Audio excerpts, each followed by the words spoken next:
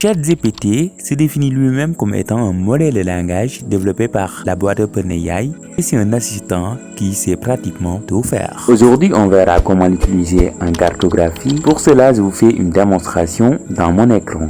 C'est vraiment ChatGPT qui a fait cette carte, mais alors, voyons, on va lui demander. Donc, on va aller sur le site officiel de chatopenai.com et on va lui demander notre vœu. Fais-moi une carte des pays du monde. Pas besoin de se casser la tête. Hein. Ok. Je suis déjà... What?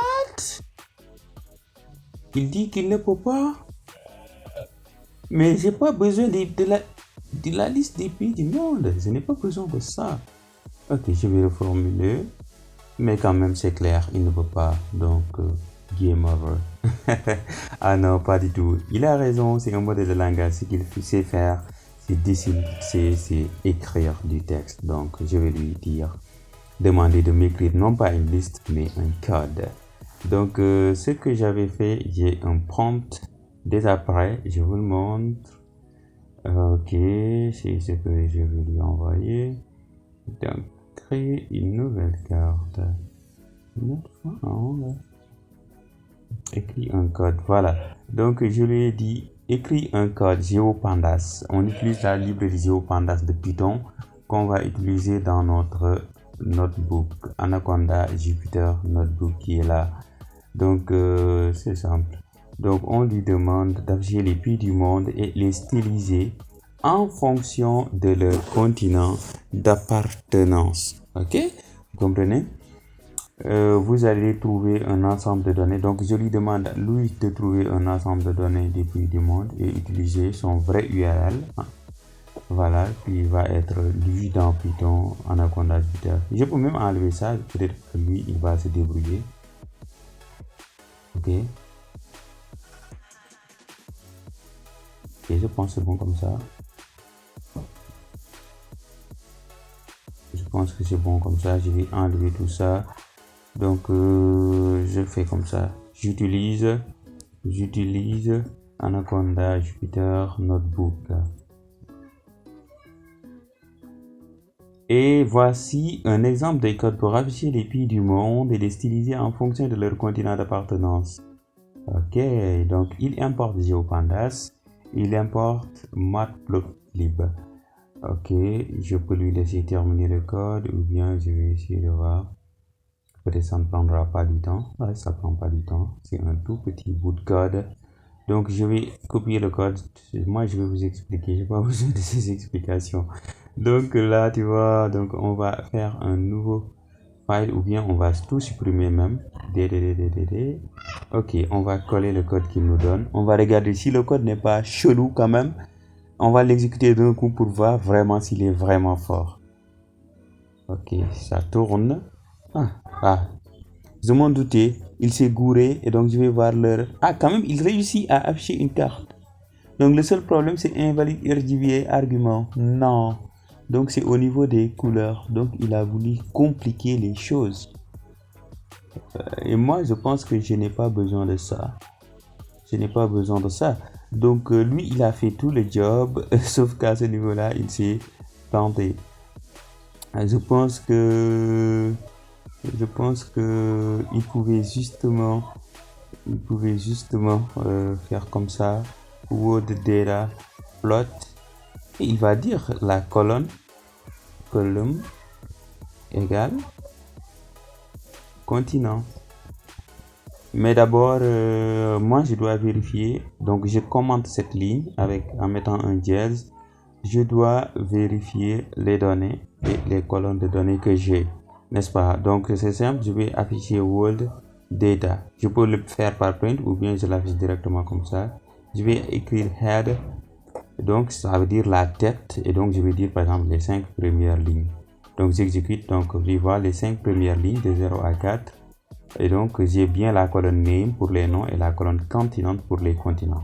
Donc c'est bien, je peux maintenant commenter ça et donc je les plotte par les continents. Donc c'est simple, je ne sais pas pourquoi il s'est gouré. Donc je vais lui demander, non, je vais juste lui demander écrit un code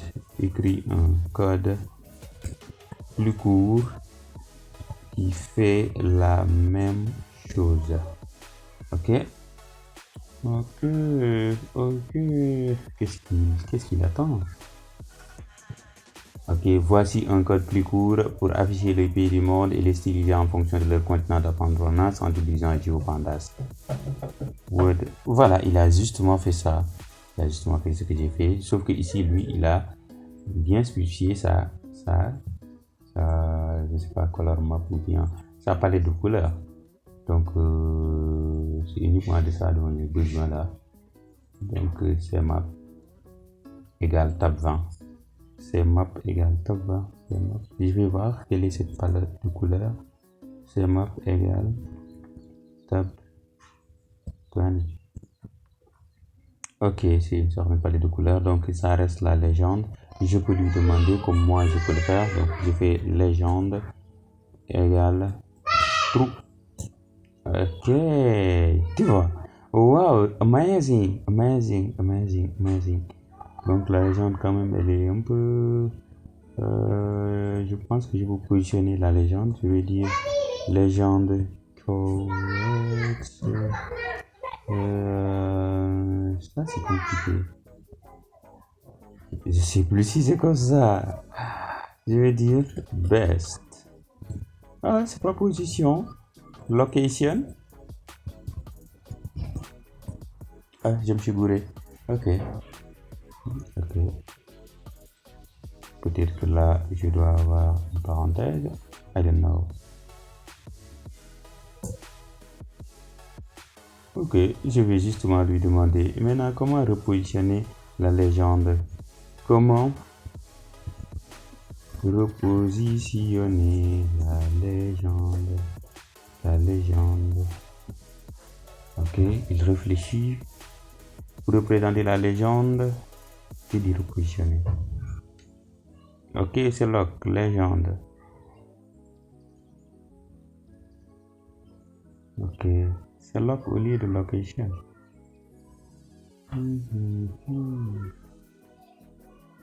Légende, lock. Ok, lock égale upper right. C'est à vous de voir, c'est pas mon problème. Donc c'était pour vous montrer. Alors, c'est pas le plus important. Donc là, je réexécute. Donc c'est bien, j'ai ma carte.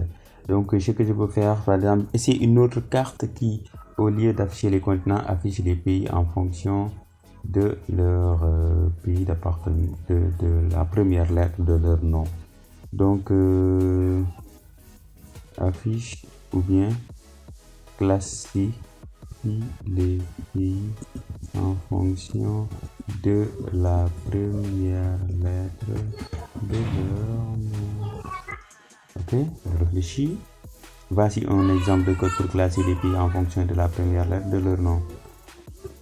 En utilisant la dictionnaire group by. La fonction group by. For name in name. Ça, je pense que c'est court. Est-ce qu'il ne pouvait pas faire un code? Il n'y a pas une autre méthode plus simple. C'est ce que je vais lui demander parce que moi, j'aime pas ce code-là. Une méthode plus courte. Par exemple, en sélectionnant par exemple l'indice.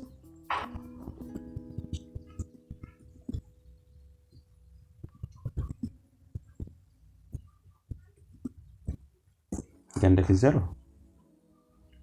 Et il réfléchit et il me sort une histoire à couper le souffle.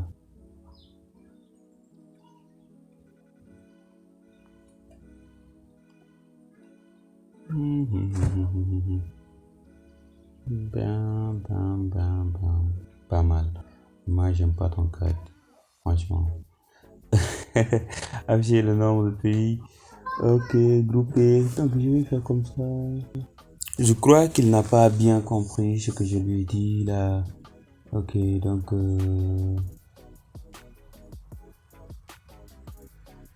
ok. Je vais lui dire... je veux classer les pays en fonction de la lettres de leur nom. Je sais pas s'il va me ressortir la même chose. En tout cas, il aime la fonction group by. Je sais pas. Alors que moi, j'aime pas ça. Ok. Donc là, je vois déjà ce dont j'ai besoin, ça est là. World data name égale str0, c'est tout ce qui m'intéresse.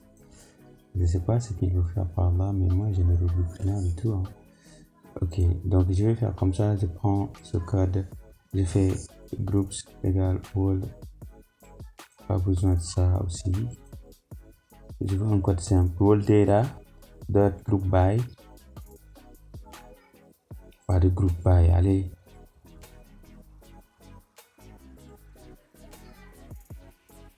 World data, je vais créer une nouvelle colonne appelée par exemple first letter.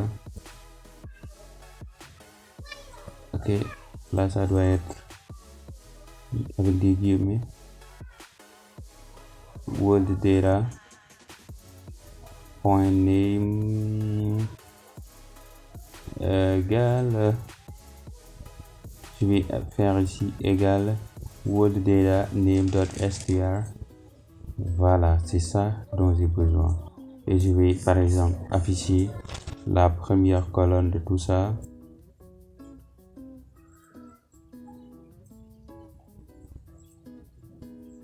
Point head, je veux dire les 5 premières lignes. Voilà, c'est de ça dont j'ai besoin. Et donc je vais justement utiliser la même méthode plot. Et donc je vais coller ici ma méthode plot. Donc cette fois-ci, qu'est-ce que je vais plot? La colonne first letter. Ok, tac. Et voilà, donc il me fait une bonne méthode plot. Et donc ce qui reste, c'est la taille. Par exemple, je peux faire ici fig size est égal à disons 20 sur 15. Wow, c'est amazing. Ok, et voilà, on a une magnifique carte qui me fascine vraiment bien. Et les amis, j'ai kiffé faire cette vidéo, j'espère qu'elle vous a plu. Et ceci sonne bien évidemment comme une voix qui conclut toutes ces péripéties. Alors, je vous donne rendez-vous pour une prochaine vidéo.